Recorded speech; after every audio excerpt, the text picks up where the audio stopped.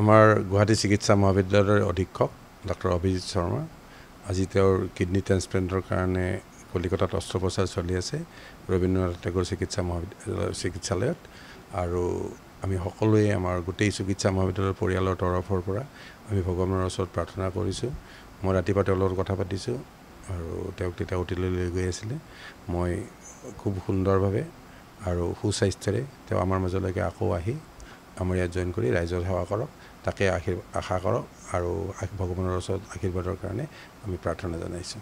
ঠিকে আছে, মই কালিও মই সদায় কথা পাতোঁ এবাৰ তাৰ লগত, গতিকে তাৰ মনোবলটো ঠিকেই আছে। আজিও আমি তাক কৈছোঁ যে ভালে যায়, একো নহয়, এনেকৈ সোনকালে ঘূৰি আমাৰ মাজলৈকে ঘূৰি আকৌ সুস্থ জীৱন এটা যাপন কৰক। তেওঁৰ কথাটো হ'ল কি যে মানে তাৰ এটা মনোবল আছিল যে প্ৰথমতে তেওঁ এইটো মানে সকলোৱে জানে যে তেওঁৰ কিডনি ডিজিজটো প্ৰায় ক'ভিড যেতিয়া আমাৰ 2020 তাৰ যেতিয়া ক'ভিড হৈছিল তাৰ পৰাই লাহে লাহে কিডনিৰ যিটো ক্ৰিয়েটিনিন তাৰ অলপ বৃদ্ধি হৈছিল, কিন্তু তেতিয়াও কিছুমান সময়ত তেওঁ আকৌ কিডনি মানে যেতিয়া অসুখ হয় তেতিয়া আকৌ তেওঁ অলপ ৰেষ্ট লয়, তেতিয়া আকৌ ভাল হয়, এনেকৈ চলি আছিলে।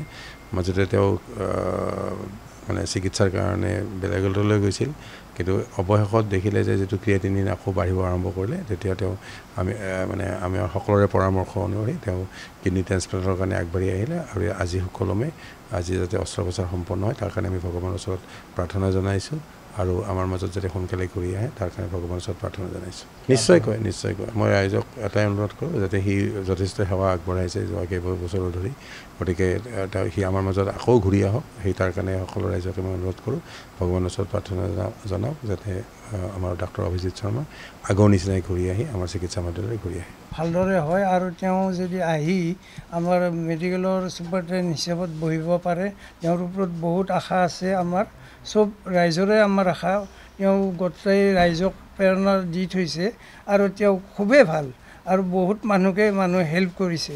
তেওঁৰ মোৰ হাতে দিয়ে বহুত মানুহে ফ্ৰী পাইছে, তেওঁ ক'লে তেওঁক যি মানুহ নাহক বহুত ফ্ৰী পাইছে আৰু তেওঁৰ কাৰণে ৰাইজে সঁচাকৈ আমি দুখিত।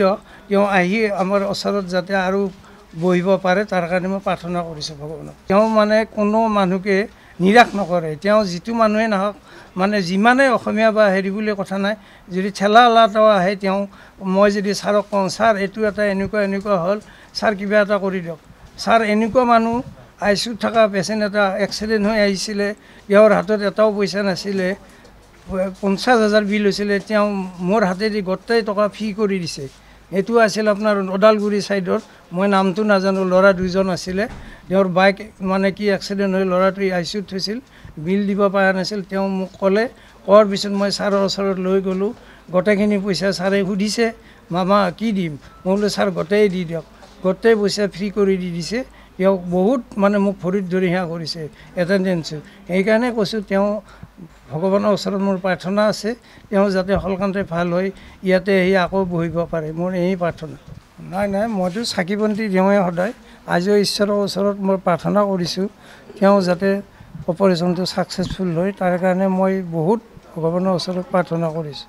নাই মই এনে কথা পতা নাই, য'ত আমাৰ এনেই আমি এছিষ্টেণ্ট আছে ছুপাৰিনটেণ্ডেণ্ট অসীম বুলি, তেওঁ মোক জনাইছে যে অতীত নিছে, মোক 10টা বজামানত ফোন কৰিছে, মই আহি থাকোঁতে মই গম পাইছোঁ তেওঁ গোটেইটা আৰোগ্য হওক, মই এইটোৱে ভগৱানৰ ওচৰত প্ৰাৰ্থনা কৰিছোঁ। হয়, সঁচা কথা, ছাৰে তাৰমানে দুখীয়া মানুহৰ কাম যথেষ্ট সহায় কৰিছিলে, যোনে নাহে কিয় হেল্প হিচাপে ছাৰে একেবাৰে সহায় কৰিব পাৰিছিলে। তাৰপিছত কৰ্মচাৰী বিষয়েও ছাৰৰ তাৰমানে একেবাৰে ভাল। আমি ভগৱানক প্ৰাৰ্থনা কৰিছোঁ যে ছাৰে সুস্থ হৈ সোনকালে আহিব বুলি ভগৱানৰ ওচৰত আমি প্ৰাৰ্থনা কৰিছোঁ। হয়, যোৱা এসপ্তাহৰ আগত ছাৰ এটা আহিছিলে লাষ্ট টাইম এটা, আৰু তেতিয়া কথা পাতিছিলোঁ আৰু এতিয়াই আমি গম পাইছিলোঁ ছাৰ অপাৰেশ্যনৰ কাৰণে অতিলৈ নিছে বোলে, 10টা বজাত অতি নিয়াটো গম পাইছোঁ আৰু আমি সেইকাৰণে ভাবিছিলোঁ যে ছাৰে সুস্থ হৈ সোনকালে আহি নিজৰ আসনত বহিবলৈ আমি আশা কৰিছোঁ। মনোবৰ ছাৰে যদি অপাৰেশ্যন কৰোঁ তেনেকুৱা ছাৰৰ কোনো ফিলিং আমি পোৱা নাছিলোঁ, ছাৰে ফূৰ্তিতে আছিলে, গতিকে সেই হিচাপে ছাৰে ভাল হ'ব বুলি আমি আশা কৰিছোঁ। আজি ছাৰৰ কাৰণে মা শীতলা পূজা কৰি পেলাই ছাৰে যাতে সুস্থ হ'ব বুলি মা আশীৰ্বাদ বিচাৰি পেলাই আজি পূজা কৰা হৈছিলে। ঘৰতে কৰিছিলোঁ, মন্দিৰত কৰিছিলোঁ, আমাৰ মন্দিৰ এটা আছে এইখিনিতে এৰিয়াতে ভাঙাঘৰতে আছে, মন্দিৰত পূজা পাতল কৰি পেলাই ডিউটি খাইছোঁ। মই ভাবোঁ যে মা শীতলা মাৰ আশীৰ্বাদ পাই ছাৰে ভাল হ'ব বুলি মই বিশ্বাস কৰোঁ। আমি ভগৱানক প্ৰাৰ্থনা কৰিছোঁ ছাৰ যাতে সোনকালে আৰোগ্য হৈ আমাৰ ওচৰলৈ ঘূৰি আহে। ছাৰে কোনো কথাত সৰু ডাঙৰ নাছিলে আমি যে 34 বৰ্গৰ কৰ্মচাৰী আমাক কোনো ধৰণৰ ঘিণ পৰ কৰা নাছিলে আমাক সমান চকুৰে চাইছিলে আমি যেতিয়া আমি টিফিন কৰি থাকোঁ সেই টিফিনৰ পৰা আমাৰ পৰা ছাৰে খাইছিলে সেই গতিকে তেখেত এজন আমি ভাবোঁ সঁচাকৈ একদম ভগৱানতুল্য মানুহ তেখেত আমাৰ মাজলৈ সোনকালে ঘূৰি আহক আৰোগ্য সোনকালে হওক আমি ভগৱানক প্ৰাৰ্থনা কৰিছোঁ